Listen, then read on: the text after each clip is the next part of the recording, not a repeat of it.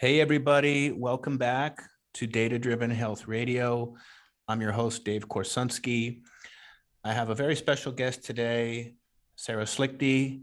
And Sarah is an entrepreneur, author, speaker, podcaster, and radio host. She recently ranked the most popular Lyme disease podcast by listennotes.com. The aim of each episode on her show is about educating, encouraging, and inspiring people who are living with and battling complex chronic illnesses. And we're going to dive deep into working with chronic illnesses on this show. Since recovering from Lyme herself, she has created Fight.Heal.Live coaching program, authored a children's book about Lyme, and filmed a documentary on chronic illnesses called Disappearing from Society. She appears weekly on the WGLRO radio station talking about chronic illness, Lyme, and the power of mindsets. And she is from Colorado, has 5 kiddos and 2 dogs. And there's actually a funny story on how Sarah and I met. So I'll share that here briefly, Sarah, if I may. Yeah, And, go for it. You were in Scottsdale.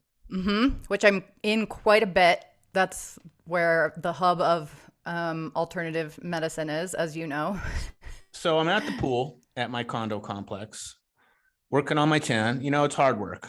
You got to keep those D levels right around 70 nanograms. You know, so you really got to put the work in. And I'm sitting at the pool, and right next to me is my friend Greg, who lives in the building, and you were there as well. And in one of my nerdy moments, I had just got back from Dave Asprey's Upgraded conference, which had taken place a couple of days prior in Florida. And I had the conference, what would you call it? I guess the manual or the magazine they give out. And it had all the vendors in there, and it had all of the syllabus, the agenda. So I was just going through it all, because every time I go to those kinds of events, Dave's been incredibly inspirational on my journey. So I was just leafing through it, and clearly that got your attention, because we started nerding out over like biohacking and what was in the syllabus and stuff like that. So 2 total strangers are nerding out on the syllabus from the biohacking conference. And as we started talking more, we realized, holy crap, we have a ton of stuff in common. You're a podcaster. You have personally recovered from Lyme. You're now helping other people recover from Lyme and complex chronic illness. And so it was just kind of serendipity, honestly. Yeah, that's so funny. I actually forgot till you mentioned that's how we started talking. But yeah, that's not surprising for me to be like, oh, that looks really fascinating. Like, what? You just went to a conference about Who is this guy? Like, why are you reading this? I'm really interested in this stuff. And then we just like didn't. And you had this like device on your arm that. Yeah, I probably had a CGM on my arm for sure. I probably had an Apple Watch on, maybe an Oura Ring. Who the heck knows? So yeah, that's how we bonded.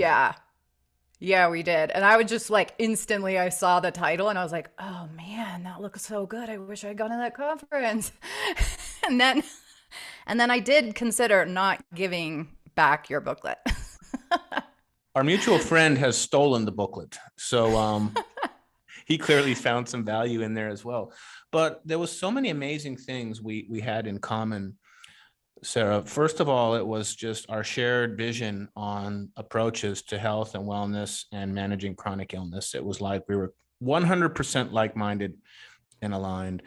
We also talked a lot about some of the more progressive therapies out there, hyperbaric oxygen, ketamine wellness, other things that can be done to work with really complex chronic illness, and also that can be useful for many people, even those who are not dealing with chronic illness. For and sure. Then I found out about the work you're doing at Envida and helping other people go through their journey with these very challenging conditions. And I just was really eager to get you on the show. And we have a lot of individuals that listen to this show. They're users of Heads Up. And they're using Heads Up because they're trying to self-manage themselves effectively.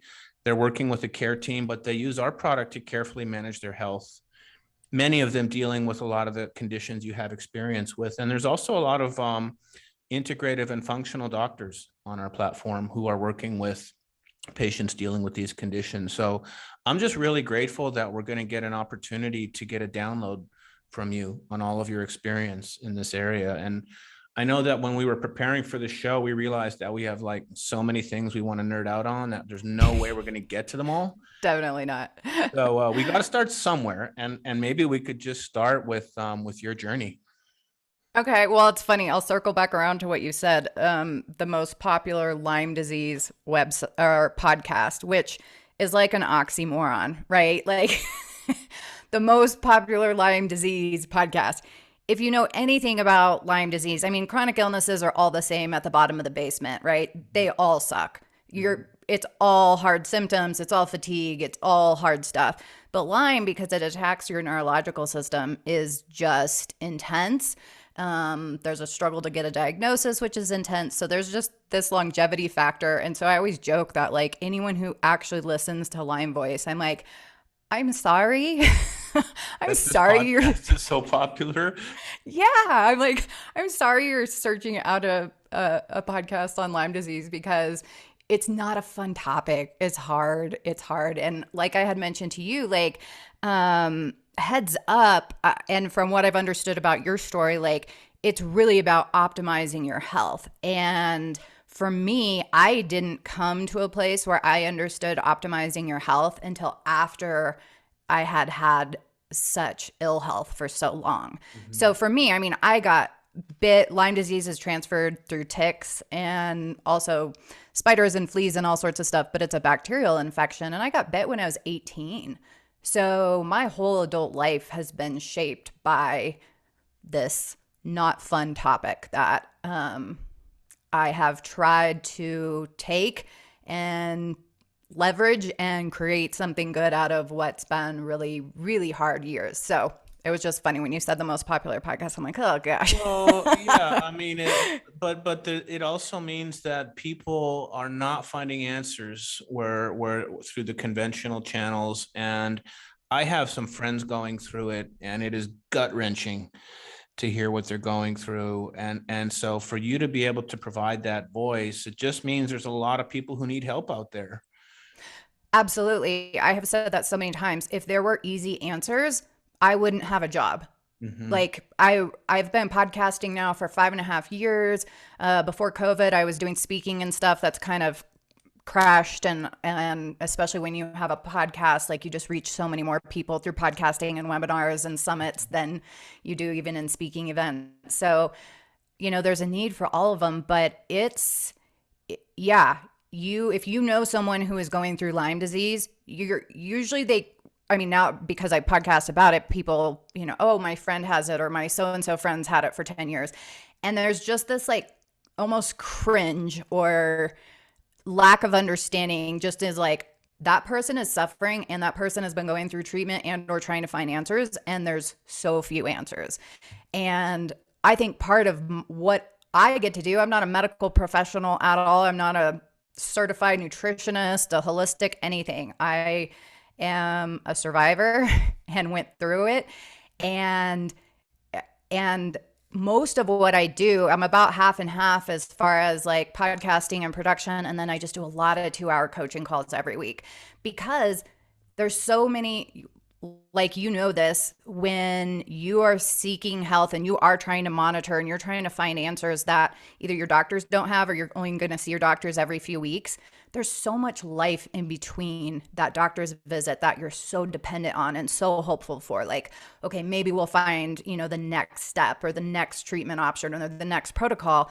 But in the meantime, like weeks go by and then you're living your life. So what I really get to do is talk about the emotional and psychological side of things that is rarely dealt with in the physician's office, right? They don't have time, and that's not what you're paying them to do, and that's not the problems you want them to solve. So it's a weird dynamic and a weird industry, but I said 6 years ago, I think it's a tsunami that's coming.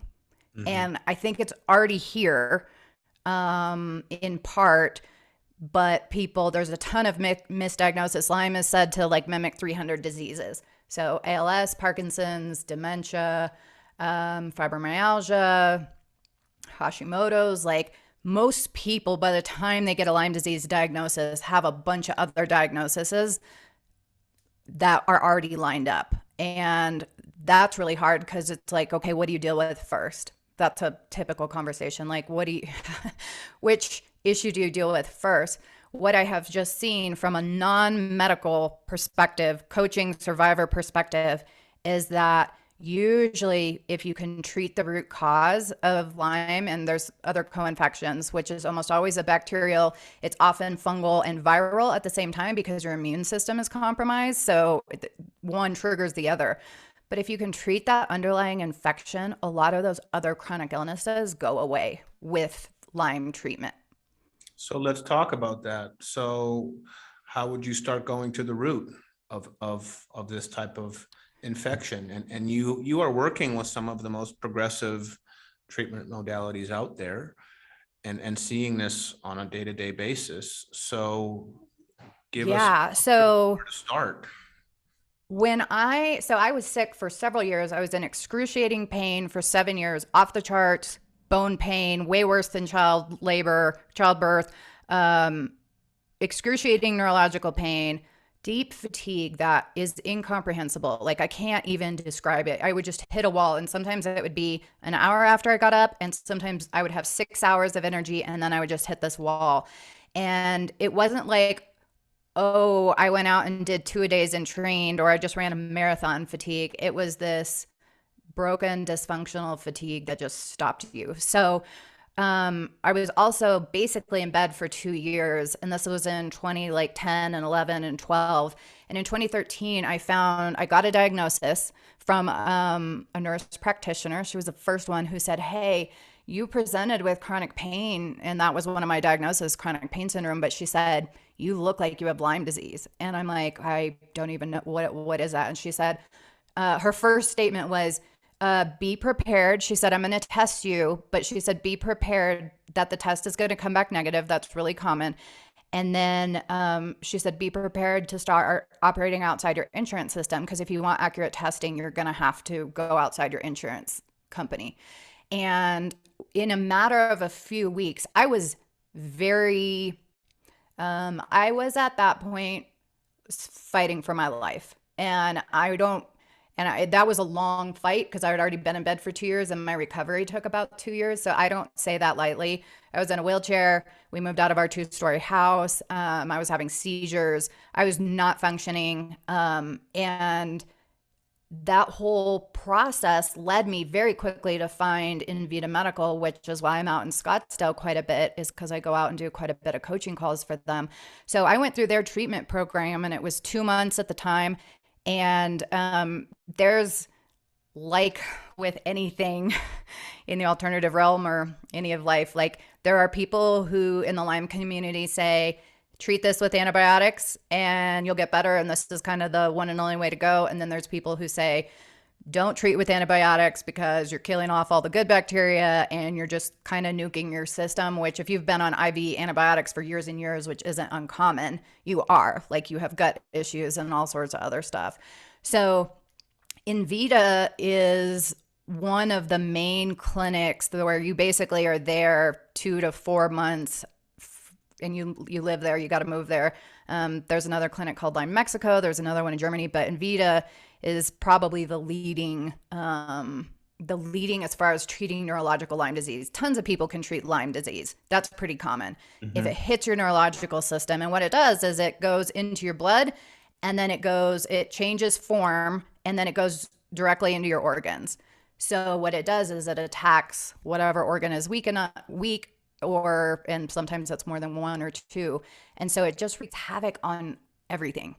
But that havoc rotates, so it's super hard to track. And a device like Heads Up, to me, like that makes so much sense, because I was so many times sitting there like, is my heart rate jumping? Like, what's happening? Like, because you think after so many years of going and telling the doctors like, okay, this hurts and my heart feels like it's skipping a beat here. And then, you run through all these tests and you see all these specialists, and you're always within the margins or nothing stands out. So the treatment at Envita to me seems, I don't see anyone repairing neurological damage the way they do. Hmm. And they have a program called IRAD where they lower your blood sugar very, very low. And then they give you the antibiotics so that it crosses the blood-brain barrier. It's fascinating. I think I don't see anyone else doing that, but it was for me. Here I am, I'm in a wheelchair, having seizures, excruciating pain. And I was at that clinic not because I couldn't even imagine what life would be like without pain at that point. I just was hoping to see my kids graduate high school. I was like, oh, I'm going to suffer. I'm going to live in pain, but maybe I'll be alive when my kids are graduating. And when I started going through the IRAD program, it was just like this light switch came on where my brain was working again. I wouldn't lose my train of thought. I could articulate things. I wasn't twitching and having tremors like I once was. Like, it was just this huge game changer for me. And recovery is not just this like one protocol and you're done. Like, I was years into recovering from all the atrophy, and I did everything Envita told me to do, took tons of supplements plus a ton of other things. So it wasn't like this one and done, but they do have some of the most progressive treatments, and it repairs the neurological system, which is just almost an impossible task, I think. Well, man, that's incredible. I want to go back to a few things you mentioned, and I was hoping you could just add some extra detail for those who are Okay. listening. The first thing you mentioned was the testing. And you mentioned that the nurse practitioner had said there's some tests you'll get from the conventional medicine paradigm, but there's also tests you're going to have to pay out of pocket for that may provide some additional clarity. So for those who are listening that may have gotten some conventional testing that had come back with nothing conclusive, can you share some of the testing options that are out there for people who are looking to maybe get something a little more definitive once you go towards more of the cash pay testing world? What's out there? Oh, yeah, good question. IGeneX is probably the most popular. It's in California, Mhm. and I think it's about $1,000 somewhere in there. It might be 1,500 at this point, but IGeneX is IGeneX? IGeneX. Yeah, it's Okay. probably the most common and well received, depending on which industry you're talking to. Like, if you're in Western medicine, and you're seeing a Western medicine doctor, one of the very first things when I paid out of pocket and I did IGeneX first was, or I did the IGeneX test, is they said, or my Western medicine doctor said, well, they always come up positive. IGeneX will always give you a positive result. And there's, There's more ambiguity there because now you don't know yeah, if that's a false positive, and that Western one gave you a false negative. So now you're seeing even more ambiguity. Good Lord. there's oh yeah, it's terrible. There's no straight answers in this industry. And there's a book called Lyme Madness. I'd interviewed the author years ago named Lori Dennis, and she's a psychologist, and she talks about her son going, through this hell of like the madness of trying to get basic answers, the madness of an insanity. It's just like this black hole that you end up in trying to get testing, and then you do find testing that you think is good, and then your doctor says, well, okay, I'll actually order that test for you, but I don't know how to read the results. And so, I mean, I feel like I've had every conversation where I just had to get to the point where, like, okay, if you don't have answers for me, point me to someone who can. Like, okay, you don't agree with that testing, but I've been sitting in your office for 10 years in excruciating pain and you have no answers, no avenues. Like, I'm steering the ship here. Exactly. You haven't done shit for me. So like, okay, give me something to go on here. Yeah, so IGeneX is probably if you haven't done it, do IGeneX is a good. How is it done? Is it a blood test? Is it saliva? How is that test administered? um is it a PCR test? All I right, don't we'll even. look it up and link to it. You also mentioned a book, Sarah, that Lyme Madness is a really good book that just talks about like some of the complexities. Mhm. In the 1990s, Lyme disease has been around, like, known for since the 70s, but in the 90s, The CDC changed the guidelines to test positive.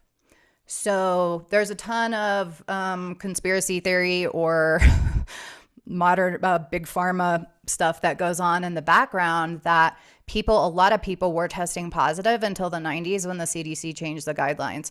So even getting a diagnosis sometimes can be so hard. And I remember after so many years just being like, oh, okay, I finally know what's going on. You know, I would always ask, like, do you know anyone that has chronic fatigue? Do you know all my friends? Do you know anyone in their 30s who has chronic pain, chronic fatigue? Like, what? This is insane that I'm doing this. And like, I went gluten-free and did elimination diets and anything that I could think of within the wheelhouse I was in at the time. And there's just not a lot of answers. You have to dig for them. You have to find them. And that's what I say. Like, the reason I have a job is because there's no easy answers. And if the doctors can't solve people's medical problems, that's not my responsibility. And it's not even what I'm there to do. It's simply these week by week conversations with people who have been in this like mud for years. And it's like, okay, here's your 3 options you have this week. Like, what do we do next? How do we keep going forward? Because right now you're not living your best life. You are not happy. You are begging essentially for answers. Like, what can we do within the options you have to keep you moving forward? So 2 weeks from now, we're having a different conversation. Yep. So it's confusing, and I'm going to give you some really vague answers because that's what's out there. Well, I mean, that's helpful. At least there are some other options to get testing out there, but it sounds like even at that, there's no definitive answers. So, there's starting to be, and like if you have a doctor who, like an alternative or a doctor, and you can get a Lyme literate medical doctor, LLMD, they're going to be able to read those results and do more with the information that they're given. Sure. So, and like I said, IGeneX, Envita now has, you have to go on site, you have to be there in person, but Envita now has a PCR test called PathoDNA that I did a couple of years ago, and just from their mouth, they say it's 98% accurate. And like, I can tell you, like on mine, it had like, they test for, I think 12 or 15 different bacterial infections. And at the time, like I had 3 positive. So 3 different bacterial infections of some kind that were showing up in a urine test. So there are options and there are answers. You just have to dig for them. And you probably have to travel out of state unless you're in Phoenix. Well, you were starting to get into the treatments at Envita, and you mentioned the first part, which was interesting because it sounds like they're deliberately lowering blood glucose levels, presumably through some kind of either, was it fasting or was it carb restricted or how were they doing that? No, it was medication. So, I mean, you go in fasting that morning, yep. But then I forget the med they give you. But yeah, they lower your blood sugar to a certain point. And then they deliver the antibiotics. And then they deliver the antibiotics so that it goes through the blood-brain barrier. Oh, interesting. Okay. And then what else can you tell us about some of the different ways that they're attacking things? And you and I talked about a bunch of them. We talked about like ozone, and we talked about hyperbaric. We talked about psychospiritual approaches. So can you share more about how, so that's the first part you mentioned is lowering blood glucose, getting antibiotics in. What else are they doing in their protocols that is having success? So I think probably the most popular and the most common is that they're pulsating antibiotics. So running you through 3 to 5 different sets of antibiotics on a regular basis. So Envita specifically treats Lyme and cancer. They treat other chronic illnesses in there, but it's predominantly Lyme and cancer. So when you go in, you're on a rotation of different antibiotics. And then in between there, they do high dose of vitamin C bags. They do hydrogen peroxide. They do ketamine, which we can talk about because ketamine has just been like a game changer in the chronic pain community. They do therapeutic ketamine. So it's like longer sessions at higher doses. So it's about a 3-hour session that you sit there for. But ketamine has been proven to be an antibacterial, and then also in and of itself, but also it just goes in and cleans out the synapses connections. Non-medical, that's just what I've repeating. And I've seen it restore people's balance, their gait. One of the things when I went to Envita for the very first time was I just saw people who looked like me, in a sense, frail, a weird gait. And for me, it wouldn't happen all the time. There would be days that I could walk. And then there would be days that I could walk and all of a sudden I couldn't. And I would almost like start this weird like hip limp thing.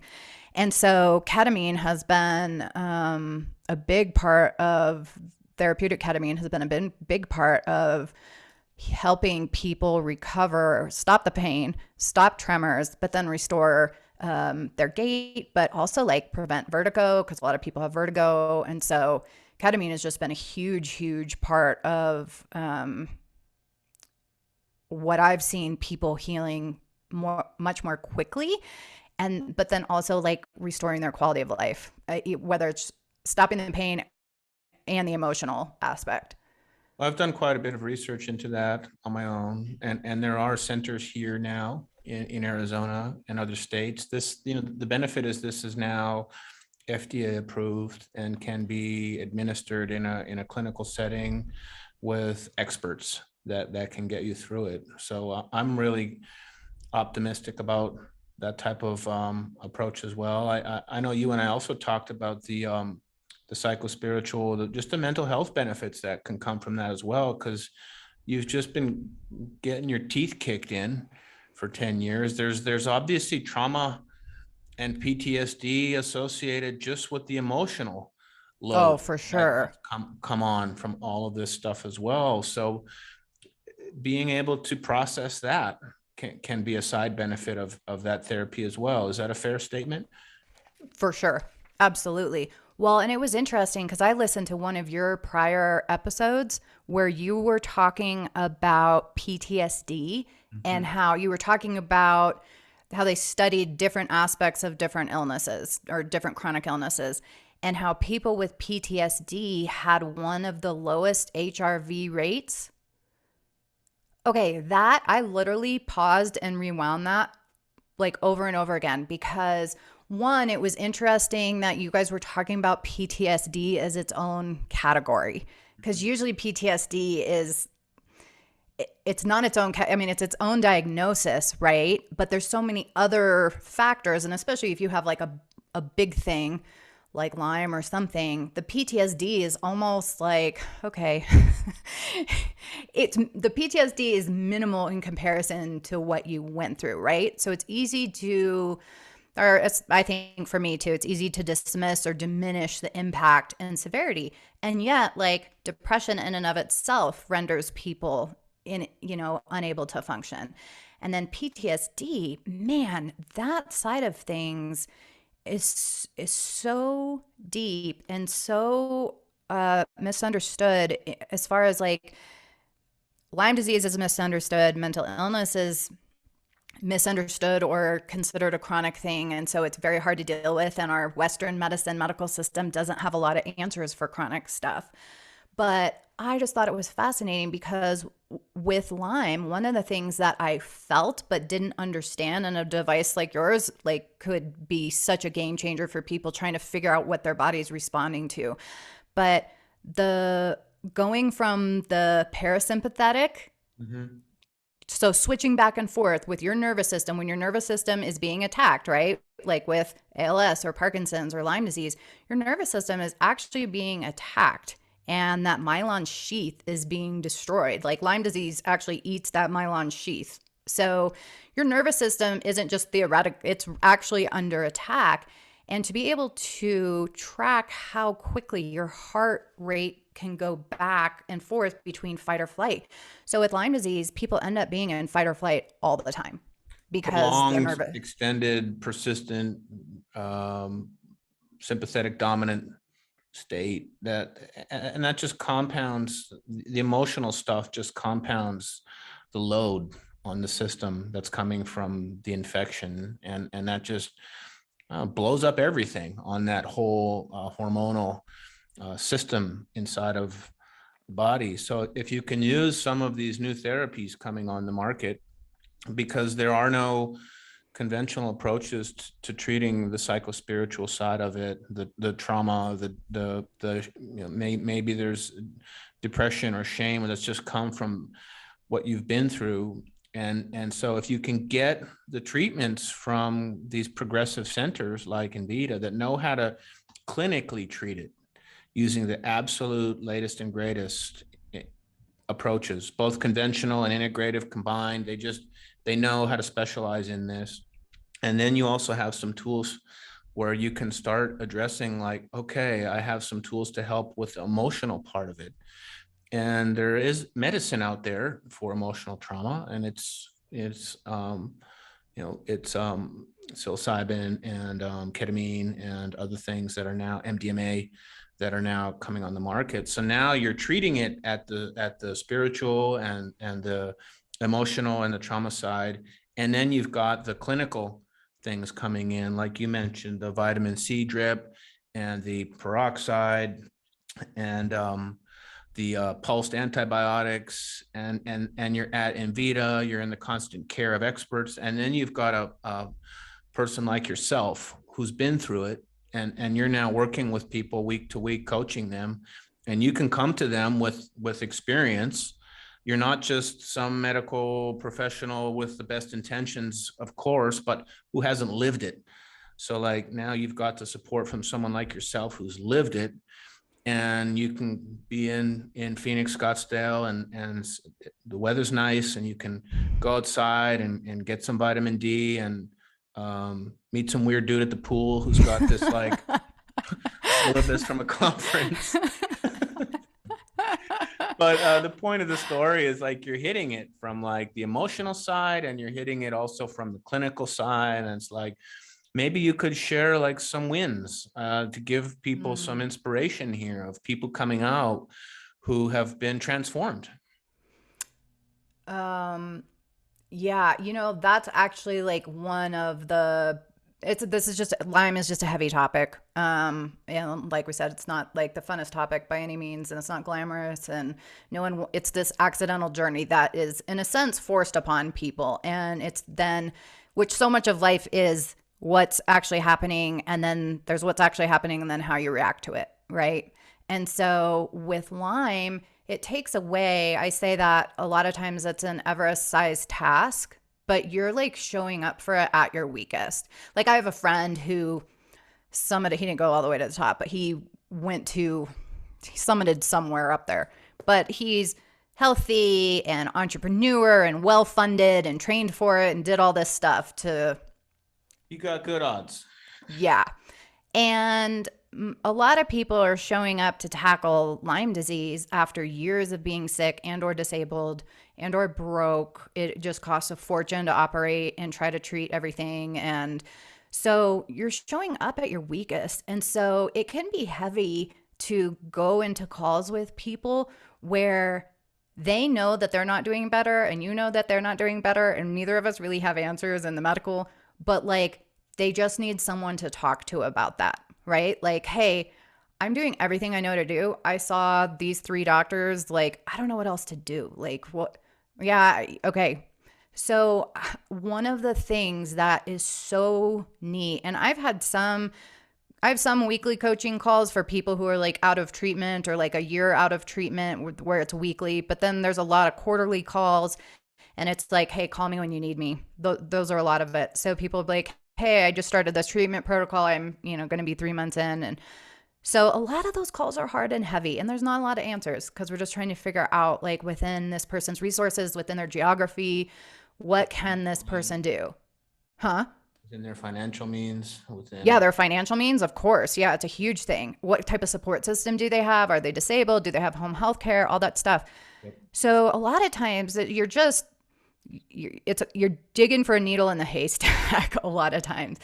And one of the most fun things about coaching and about having done Lyme Voice, even though it's so heavy, is that you do get those calls where someone says, hey, I listened to that episode on being EMF free, and I actually put myself in a Wi-Fi free environment. And for the first time in years, I slept through the night.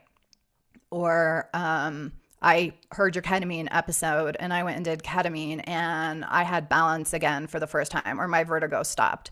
So those wins are like hard fought, and they're tiny in the scope of like back up and functioning, like stop a seizure, but they're amazing because, and I had, you know, people say, oh, well, like if you've been doing this thing and if it helps one person, like it was worth it, right? And I'm like, yeah, I get that saying. And I would have said that myself. But if you're doing it right, you can impact more than one person. Like you and I are having this conversation, thousands of people can hear it. Like that, the information, it just goes out and provides hope to people. And sometimes that's not tangible hope. And sometimes that hope doesn't actually manifest for that one person for months or even a couple of years down the road. But I get those calls all the time saying, hey, oh my gosh, like I just chose to, instead of living in fear today, because my coaching program is called Fight, Heal, Live. So fighting is a mindset, healing consists of choices, and then living is the outcome. And the mindset part, when you don't have a lot of answers, is just so huge. Because mindset says keep looking. Mindset says get a coach, go to counseling, do something so that even if your situation doesn't change, even if your health doesn't change right here and now, what can you do internally to be regulated? What can you do emotionally to still be living with, you know, okay, you're in a wheelchair right now and you don't know when that's going to change. What can you do within the confines of a wheelchair so that emotionally you're living your life? It's all heavy stuff, but those wins to me, when I get those messages or someone, I mean, this is one that I've gotten a bunch of times. So suicide is one. Suicide is the leading cause of death in the Lyme community because you're broke. There's not a lot of hope unless you're really like fighting for it and looking for it. And so I have gotten countless number of emails that say, hey, I was listening to your podcast at 3 a.m. and I chose not to commit suicide. Yeah. Like you were talking about not committing suicide, and I chose right then and there that I would not do that. Good God, man. That's heavy and awesome. You know, to right? That like you touch someone right in that darkest hour, and they decided to make a choice and keep fighting and find some light. It's incredible. Yeah. So it is. It's both. It's heavy and awesome and hard. And yet when you go through something like this, you know, it consumed my life. I would say it's consumed a vast majority of my adulthood. It's shaped my profession. I owned a real estate company in Rio Rancho, New Mexico with my brother. It's still there. It's absolute real estate. And when I went to treatment in 2013, I signed over my rights to the company. I had not been in the office in 2 years. So when you go through something that extreme, and then like even after Envita, I did a full 3 years of protocols and tons of 65 supplements a day. I did the Gerson therapy, which I can't remember. Did we talk about Gerson therapy? No. Oh, talk about another. It's basically daily juicing where I juiced once in the morning, but it's daily juicing mixed with coffee enemas to start detoxing your liver. Fascinating. Like I did Gerson therapy 6 days a week for 3 years. Juiced, did 2 coffee enemas, and I mean that just consumed a huge amount of my time, but I could feel it repairing my neurological system. Like I was just better and I had more energy and more stamina if I did a coffee enema and I juiced every day. Well, if you could get that immediate biofeedback to feel better, I mean that's really all you need right there. You know, you brought up a really interesting point here. This show is called Data Driven Health Radio at the end of the day. So I'm curious about what are some of the primary, can you hear me okay? Yeah. Sorry. I'm curious about what are some of the main lab markers that would be a good indicator of progress? Like I'm not a medical professional either, but I would imagine there would be biomarkers that can be tracked over time. Heart rate variability being one, and you don't need a blood test for that. You just need a good device to measure it. There's a bunch of them out there, or a BioStrap, Garmin. So getting that daily HRV. But what about like some of the lab tests that you pay particular attention to as part of your progress, like inflammatory markers or other biomarkers? Are there any specific ones you can reference here that are really good indicators for people going through this, that are Oh, that's commonly a tested by like Envita to get a baseline and then look at those over time? Anything on like top lab tests that you can speak to? oh, that's a really good question, and I don't have a good answer. Well, let's mark that for follow up then. Maybe we can take that offline and I can include some stuff there in the show notes for those who are interested, because we're big advocates here of people having access to their own labs and being able to see markers improve over time. And especially if you're working with multiple providers, that becomes a fragmented mess. And then you're so fatigued, you can't even fix the fragmented mess. Oh, you can't. Like when Yeah. I started Heads Up, it's like, just give me all this stuff, let me manage it, give me one dashboard. So maybe we can follow up on that offline, just on the Yeah, I can biomarkers. answer that. Inflammatory factors are always indicative of something, usually some infection level. Yep. But I don't know specifically. Uh, Well, let's follow up on that one. I think it'd be good if okay. like top 3 to 5 like inflammatory Yeah. biomarkers that, and in the United States, you can order your own lab tests online. Hopefully you have a cooperative doctor who will run all of those for you and bill your insurance. But if not, those are like, that barrier is coming down. So you can at least start to get some of those yourself. And then for things you can measure at home, obviously keeping blood sugar in check is super important. And there's different ways to measure blood sugar. You saw my CGM on my arm. Yes. And there's really incredible technology to help you measure what's happening while you're sleeping. So that's going to measure things like your respiratory rate and your resting heart rate, your HRV, your core temperature. I'm just coming off an illness, and every morning I could wake up and precisely see all the indicators going up and down in real time. Oh, I bet The that's most helpful fascinating. thing that I could get, because first of all, it helped me understand um, where I started, how high things went, and then just getting that immediate feedback as I started resting and seeing the numbers respond. So there's lots of things you can measure at home. And those numbers can help give you some peace of mind. They'll give you immediate biofeedback. You don't have to wait for the doctor to get labs. Oh, There's that's so technology. huge. Yeah, you can use the technology just to get immediate biofeedback on how you're doing. So blood sugar, sleep quality, heart rate variability. There's a few others that I can think of immediately, but I'd like to add in a few lab tests as well. That'd be a really interesting topic for another show. Is just like, how can we give people some ways to quantify this on their own and get immediate biofeedback every single day, instead of having to wait for like lab tests every 6 months. And that way people can try interventions, like they can do the juicing and the enema and see, wow, my HRV went up 15 points last night and I got a way better sleep. I'm doing that again. And that just happens, that Oh, decision happens in totally. an instant.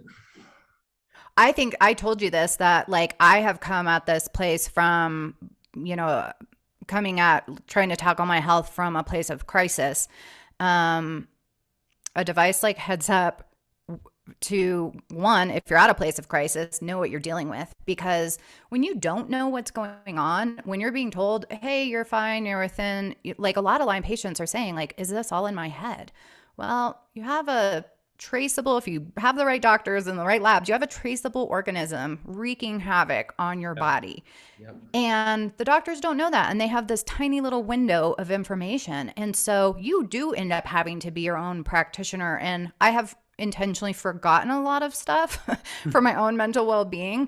But I remember learning how to read labs and then going to my doctor and saying, okay, what about this, this, and this? And what about, and having a device that tracks everything. And insomnia is probably like one of the most, they're all hard symptoms, but insomnia is chronic. I didn't sleep for 10 years.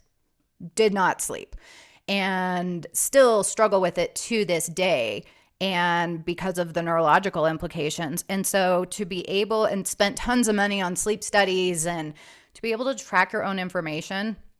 And then here's the thing, you can find those practitioners, a lot of them are out in Scottsdale, who do really care about you and do want to help you.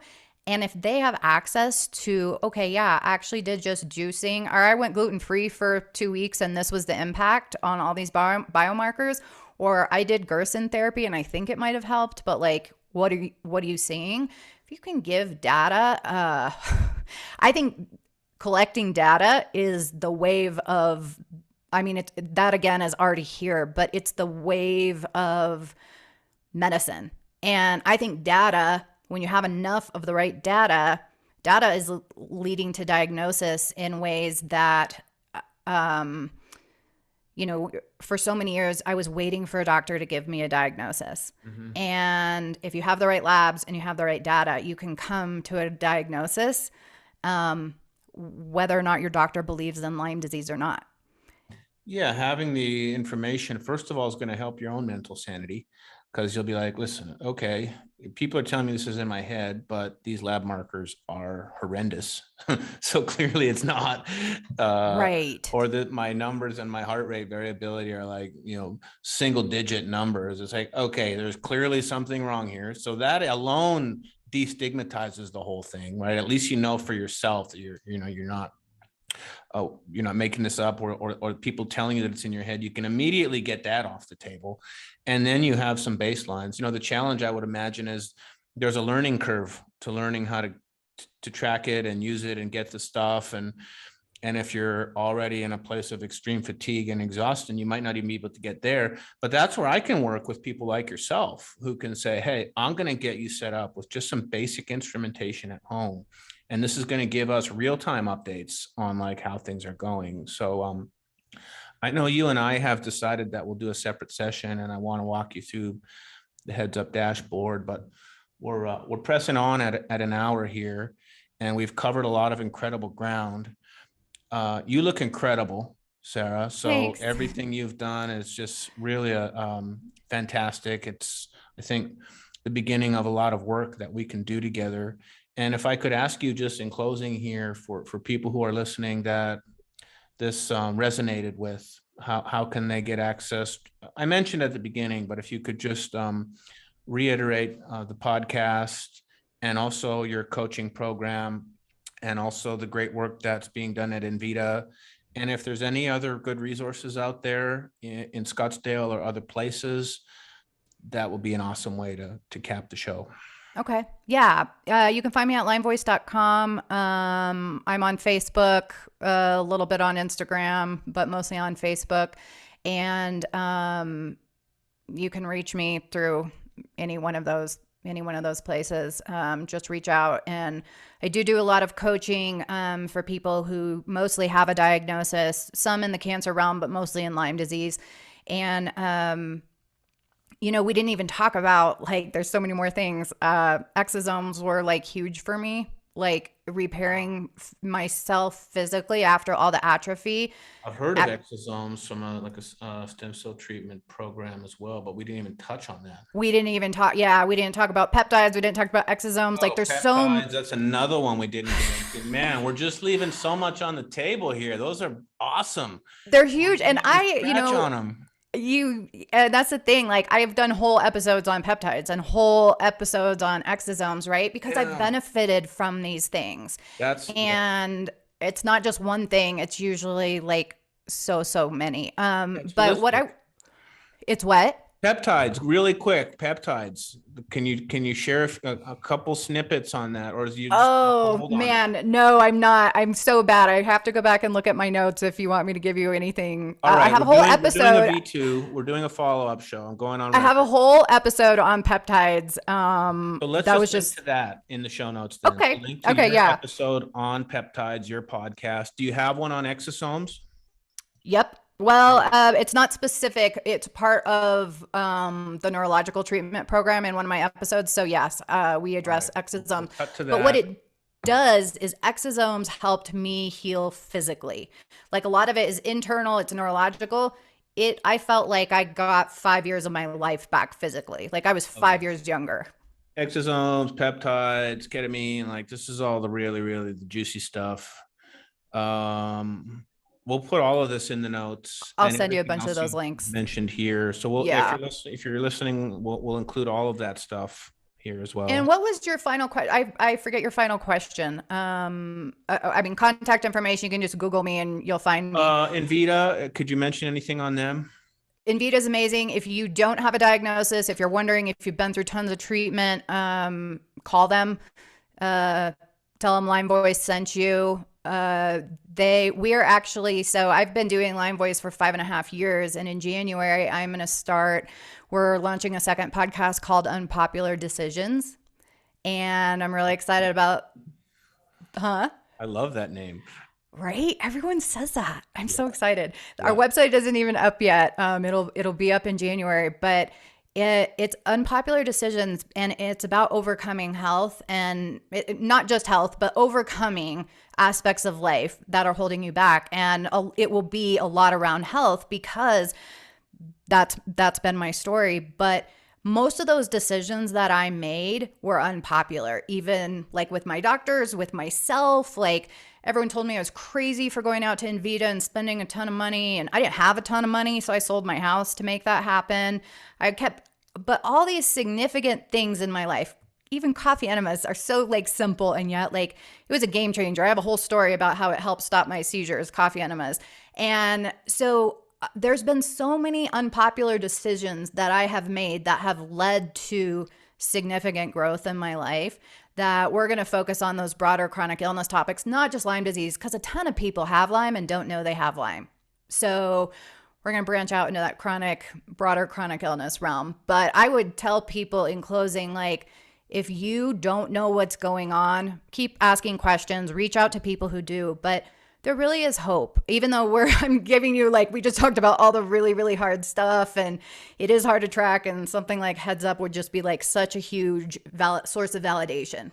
But we have these treatments now. We have peptides. We have exosomes. We do. We have ketamine therapy. We have hyperbaric oxygen. We have incredible ways to measure ourselves. And that is, to me, like, yes, it's hard and heavy, but I also want to put a message out of hope that like you can get access to this stuff that like 3 years ago was unheard of and not even on the radar screen. Well, and what I tell people all the time is I see people healing in a wide variety of ways. Like it just costs what it costs to recover from a neurological disease. And I would say that marker is between $50,000 and above for the most part, like out of pocket. But even if you don't have $50,000, I see people healing with herbs. I see people healing. It's not short. It takes forever. Everything takes forever. I see people healing nutritionally. I see people healing. There's a center out in Boston called Lyme Laser, and it's an all natural. They're just on to something. Dr. Douglas Wine out in Boston, and he does it by targeting bacterial frequencies. So fascinating. And people are healing. So whether it's Envita or Lyme Laser or Gerson therapy, like there is hope in healing. Like don't let someone in your community say, okay, everyone knows someone in their community who's been really sick for a long time. And that does happen, but there is hope in healing, and it happens in so many different ways. So there absolutely is hope. Don't give up. Make those mindset decisions, choose to operate within the realm you have and keep making decisions, and not in a sense giving up on yourself and what you hope for your health long term. I love it. Well, let's see. We had a huge array of information here, and we only scratched the surface, but this was awesome. Thank you for the work you do in the world, and thank you for taking to come share with us here. When you're in Scottsdale next time, I'd love to take you out for dinner. We'll get Greg to come out. Maybe he can return my book. So who knows? Hit me up next time you're in town. So I will, for sure. Again. And this was amazing. Thank you. Yes. Thank you.